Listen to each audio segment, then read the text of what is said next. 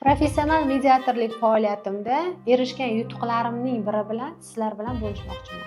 Demak, quruvchi va fuqaro o'rtasida. Fuqaro quruvchi bilan shartnoma imzolab, shartnomaga asosan uyni ta'mirlashni topshiryapti. Fuqaro quruvchining o'sha ko'rsatgan xizmatidan norozi bo'lib, menga, ya'ni mediatorga murojaat qilyapti. Nima uchun fuqarolar suddan ko'ra mediatorga murojaat qilishni ma'qul ko'radi? Chunki davlat boji, pochta xarajati va sudga borib qatnashni ba'zi fuqarolarimiz sudga ishtirok etishda o'zlarini yo'qotib qo'yishdan qo'rqqanliklari uchun mediator orqali hal qilishni ma'qul ko'rishadi. Ushbu holatda quruvchi va fuqaro o'rtasidagi nizoda eng muhimi vaqt va qo'shimcha xarajatlarni tejalganligi ularga ma'qul bo'ldi. Mediativ kelishuvning maqsadi ham shu. Qo'shimcha ortiqcha daromadlar va vaqtni tejash.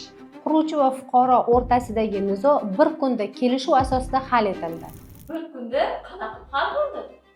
O'zaro kelishuvda quruvchini istak va xohishlari tinglanib, fuqaroni istak va xohishlari tinglanib, shunda ikkalasini fikrini bir-biriga maxfiy saqlagan holda imkoniyati quruvchini qanday va fuqaro qanday holatda rozi bo'lishini tinglab, ikkalalarini o'zaro kelishuvga olib keldik. Sizga ham professional mediator xizmati kerak bo'lsa, biz bilan bog'laning.